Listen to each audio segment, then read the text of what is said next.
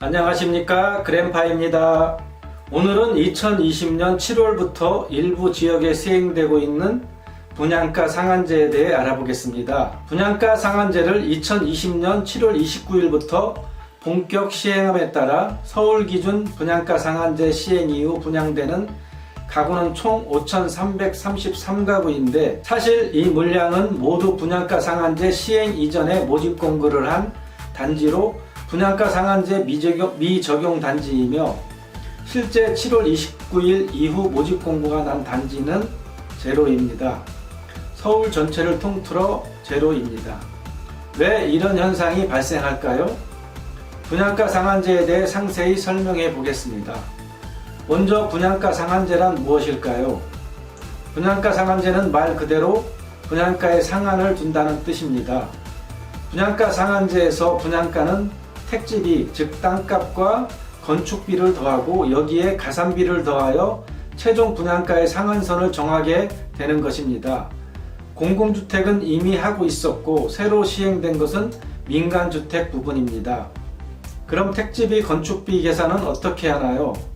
택지비, 즉 땅값은 시와 구에서 정한 2명의 감정평가사가 직접 감정평가하며 건축비는 기본형 건축비라고 해서 국토부에서 평수에 따라 평당 건축비를 책정합니다. 2020년 9월 고시된 기준에 따르면 평당 건축비는 최대 647만 5천 원입니다. 아무리 비싸게 지어도 이를 초과할 수는 없다는 것입니다. 그럼 가산비란 무엇일까요? 가산비란 택지비나 건축비 산정 시 탄력적으로 부여하는 것입니다. 가산비라고 해서 별도로 분양가에 추가되는 것은 아니고 택지비와 건축비에서 대지의 특수성과 건축자재의 고급화 등을 감안해서 개별 사업장의 분양가를 탄력적으로 부여하는 것입니다. 예를 들면 암석지방공사비나 고급화 단지의 특수설계 등 초과되는 복리시설 비용 같은 것입니다. 하지만 이렇게 가산비를 고려하여 추가한다 해도 일반 분양가와는 큰 차이가 발생하게 됩니다.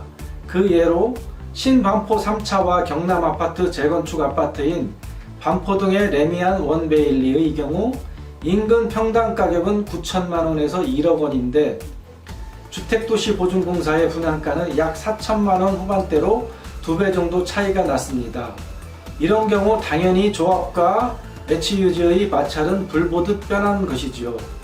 원베일리는 탑티어 아파트인데 평당 가격이 강북 수준 정도이니 당연히 조합원 입장에서는 분담금이 추가될 것이고 이래서 불만이 쌓이고 분쟁이 발생하게 되는 것입니다. 이번에 정부의 상한제 시행 목적은 무엇일까요? 정부의 분양가 상한제 시행의 가장 큰 목적은 집값 안정입니다. 상한제 시행으로 연간 1.1% 정도의 하락을 전망하는데 1.1%의 하락은 상당히 큰 수치입니다. 2015년에서 18년 서울 집값이 엄청나게 올랐고 한간에서는 2배, 3배 올랐다고 생각하지만 서울 기준 전체를 놓고 보면 아파트는 5.7% 상승했다고 합니다. 내가 본 아파트 값이 2배 올랐다고 알고 있지만 서울 전체 아파트로 보면 5.7% 올랐다는 것이죠. 과거 분양가 상한제 시행 사례를 근거로 집값 안정에 효과가 있을 것으로 보이기도 하지만 다른 시각에서는 공급 부족으로 인해 오히려 상승할 수도 있을 것이라는 예측도 나오고 있습니다. 분양가 상한제 시행 대상 지역은 어디인가요? 분양가 상한제 적용 지역은 심의위원회 의결을 거쳐 동별로 정해지며 정량적 조건을 토대로 지역을 정한 뒤 구에서 동별로 지정합니다. 처음에 서울은 27개 동이었으나 현재는 서울 18개 구 309개 동, 경기는 3개시 13개 동입니다. 분양가 상한제 적용 단지는 전매 제한도 연장됩니까? 현재도 상한제 적용 분양 아파트는 전매하지 못하도록 되어 있습니다. 민간 택지의 경우 3년에서 4년 전매 제한이 걸려 있는데 분양가 상한제 적용 아파트는 이것을 5년에서 10년으로 확대합니다. 즉 싸게 분양을 받고 먹튀하는 걸 막고자 하는 것이죠. 로또 분양은 인정하지만 불로소득은 안 된다고 보는 것입니다.